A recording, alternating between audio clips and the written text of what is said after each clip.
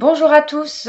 Donc cette semaine, nous allons aborder un sujet très important dans le développement spirituel.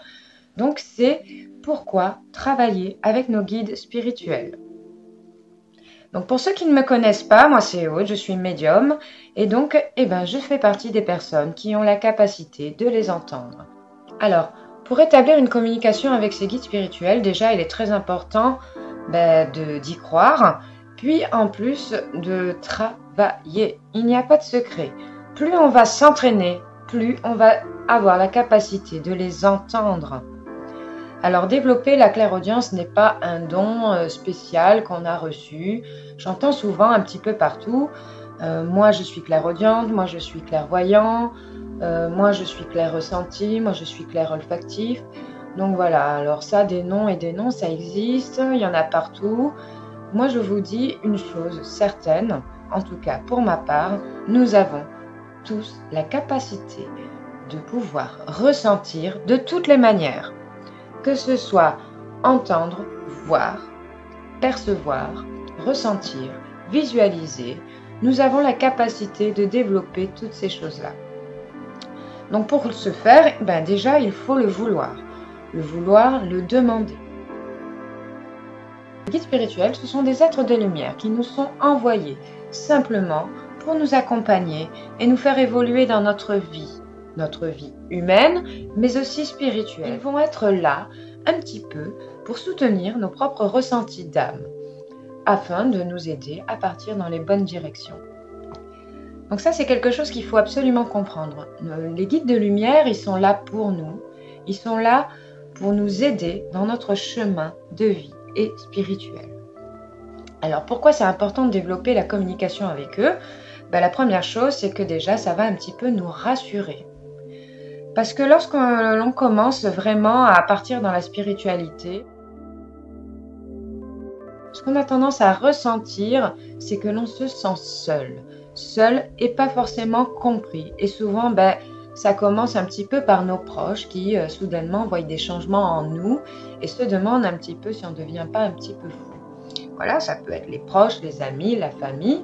Voilà. En ce qui concerne la famille et les amis, très souvent, ce ne sont pas les premiers qui vont nous soutenir. Ce n'est pas spécialement méchant de leur part, ce n'est pas parce qu'ils ne s'intéressent pas à nous, mais c'est souvent simplement parce que ça leur fait peur. Ça leur fait peur de voir un changement, de voir, même si quelque part on se sent un peu plus épanoui, ça peut faire très peur justement à l'entourage de voir des changements qui commencent à s'opérer en nous, autour de nous, dans notre façon de voir les choses et la vie.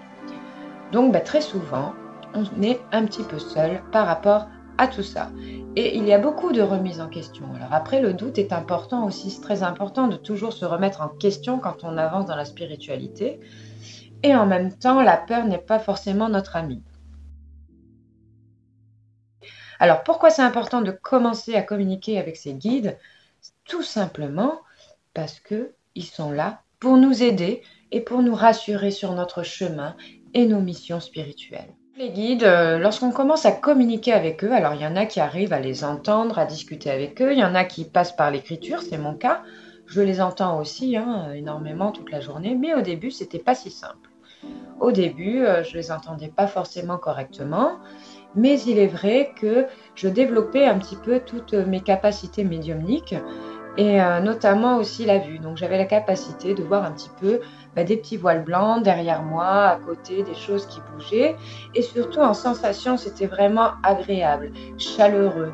Une sensation de se sentir vraiment enveloppé par une sensation de paix et quelque chose presque de maternel, mais au-delà de ça encore. Vous voyez, c'est un petit peu comme un enfant qui se sent un petit peu bercé dans les bras de sa maman. Il sait que rien ne pourra lui arriver, ou de son papa d'ailleurs.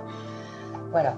Donc, avancer avec les guides, se dire qu'on n'est pas seul, apprendre à communiquer avec eux. Et ça, c'est ce que je vais développer dans ma prochaine vidéo. Voilà, moi, je vais essayer vraiment de vous en parler avec simplicité, essayer de casser un peu le mythe que c'est difficile. En fait, c'est assez facile de commencer à communiquer avec ces guides. Simplement, la grande difficulté que l'on va avoir par rapport à ça, ça va être un petit peu le doute. Le mental qui, lui, va être dans le doute. Non, ça n'est pas possible, ça n'existe pas. Et les guides spirituels, vraiment, il y en a plusieurs. Il y a plusieurs catégories. C'est quelque chose que l'on va un petit peu développer dans le futur. Que vous soyez dans une dynamique de vouloir évoluer spirituellement, développer vos capacités ou simplement être mieux avec vous et vous sentir un peu plus guidé dans la vie, quoi qu'il en soit, ça peut être intéressant pour vous de regarder un petit peu le déroulé de ce thème sur les guides spirituels.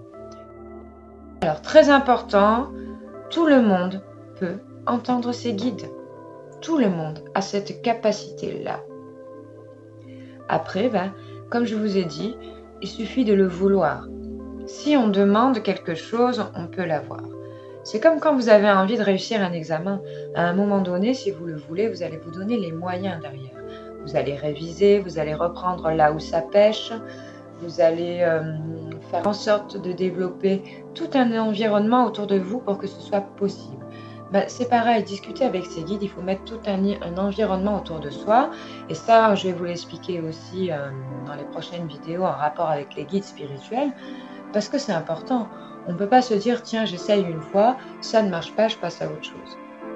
Si on a vraiment envie de développer ça, c'est possible pour tout le monde et ça peut être assez rapide en fait. Ça dépend des personnes. Moi, pour ma part, en 2-3 mois, j'ai commencé à réussir à les entendre facilement. Voilà, donc vous allez me dire, 2-3 mois, c'est long. Ben non, il y a des personnes qui mettent 1 an, il y a des personnes qui mettent 2 ans, il y a des personnes qui ont plus de difficultés. C'est toujours un rapport avec le mental qui, lui, va douter et être plus ou moins dans le négatif et ne pas se sentir à la hauteur, mais pour développer ces choses-là. Alors après, voilà, il faut avoir la foi aussi. La foi, c'est quelque chose qui est très important. La foi, c'est vraiment croire en quelque chose, croire en l'impossible aussi quelque part. Et si notre mental humain nous dit que c'est pas possible, alors c'est même pas la peine d'essayer. Voilà pour cette semaine. Je pense que déjà pour une introduction, c'est pas mal. Donc pour ne rien rater, n'oubliez pas de vous abonner et surtout d'activer la petite cloche.